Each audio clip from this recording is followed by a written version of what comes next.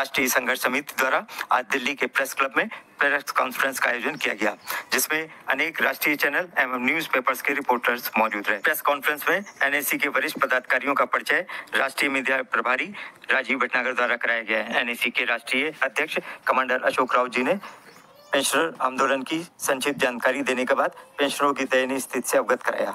Commander साहब ने कहा कि प्रधानमंत्री से लेकर अनेक मंत्रियों ने न्यूनतम पेंशन बढ़ाने का आश्वासन दिया, पर अभी तक कोई ठोस कार्रवाई नहीं हुई। देश भर में पेंशनरों की नाराजगी का खामियाजा सरकार को लोकसभा चुनाव में भुगतना पड़ा। सरकार अभी भी संवेदनशील नहीं है।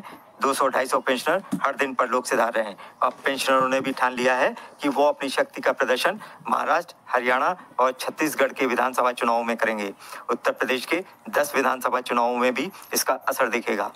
अगर सरकार ने पेंशनरों की मांगे मानी तो बीजेपी महाराष्ट्र में जीत सकती है, वरना पेंशनर सरकार को हराने का काम करेंगे। पेंशनर अब शांत बैठने वाले नहीं। बात सही है, हमने बहुत विश्वास किया सरकार के ऊपर और इतने बड़े बड़े लोगों के आश्वासन थे। प्रधानमंत्री जी ने 2 बार आश्वासन दिया, तो इससे ज्यादा क्या हो सकता है?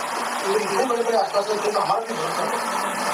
उनको तो झूठ बोलने का हमसे कोई मतलब नहीं हो सकता, हम छोटे लोग, लेकिन जब ये काम नहीं हुआ तो अब लोगों के भावनाओं का जो सफर का काम है हो चुका है।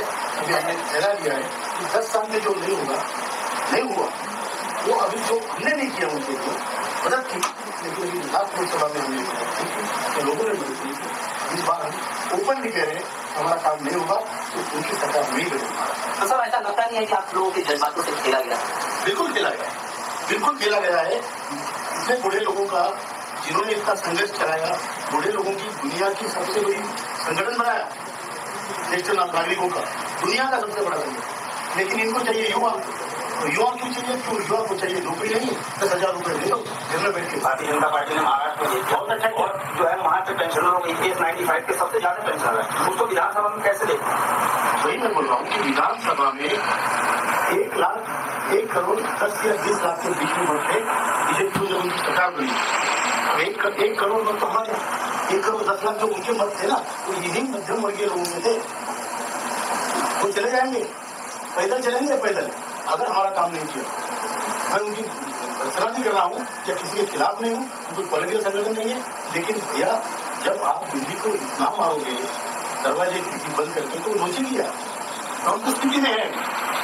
अभी ये नहीं है कि हम ऐसे बोल रहे हैं कि संख्या है और हम घर की रोटी खाते इनके पीछे पड़े हैं ना, हाथ जोड़ के घर की रोटी खाते लोगों के पास जाएंगे।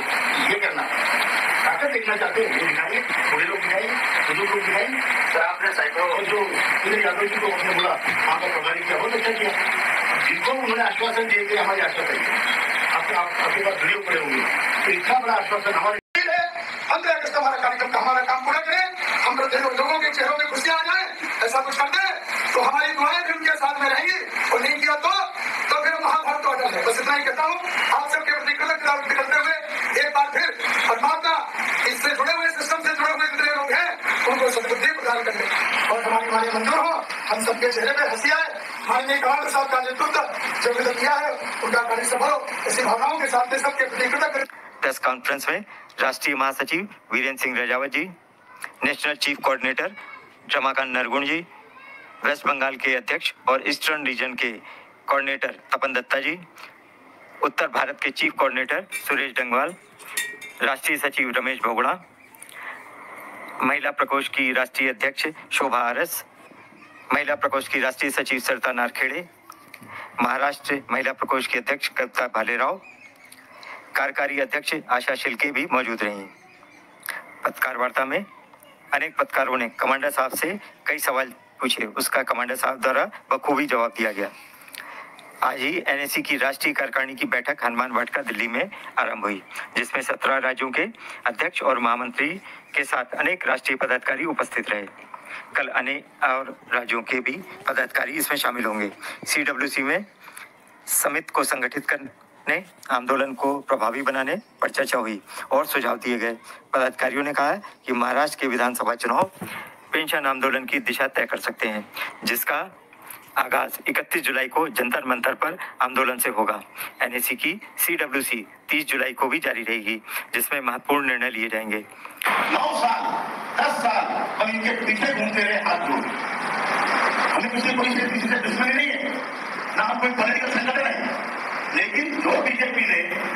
1913 में ये बात 313 में 2013 में ये मुद्दा लेके अपोजिशन में उन्होंने मुद्दा उठाया, चुन के आए, 10 बार हमको घुमाया, उन्हीं का मुद्दा हम लेके चल रहे हैं।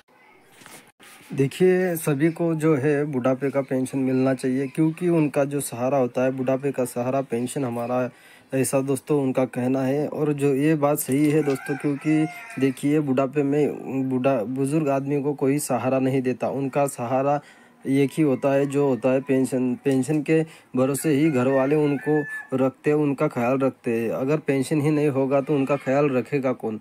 इस पर सरकार को अपना लक्ष्य केंद्रित करना चाहिए, क्योंकि देखिए सरकार ही इस पर ध्यान नहीं देगी तो कौन देगा? सरकार को इस पर ध्यान देना चाहिए और इस मुद्दे को उठा लेना चाहिए और इसकी तरफ पॉजिटिव तरीके से देखना चाहिए, ताकि बुजुर्ग आदमी अपना जो फ्यूचर है अच्छी तरह से गुजार सके। और उनके साथ साथ उनका अकेले का लाइफ नहीं होता, उनके साथ उनकी बीवी भी होती है।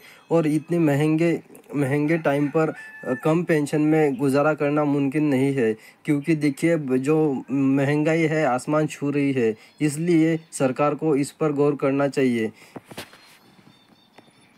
और पेंशन में बढ़ोतरी करना चाहिए, ताकि वो जो है अपना भविष्य अच्छी तरह से गुजार सके। जो लास्ट के दिन रहते हैं उनके, जिस समय उनसे कुछ मेहनत नहीं हो सकती, उस समय में उनका सहारा पेंशन ही रहता है, उसके भरोसे वो अपना जीवन खुशहाल जी सकते हैं, ऐसा हमारा कहना है। अगर आपको ये सही लगता है, अगर आप इससे सहमत है तो आप हमें कमेंट बॉक्स में ज़रूर बताइए और हमारे चैनल को सब्सक्राइब करके रखिए और लाइक ज़रूर कीजिए ऐसे ही न्यू अपडेट पाने के लिए। तो मिलते हैं नए वीडियो में। Thank you.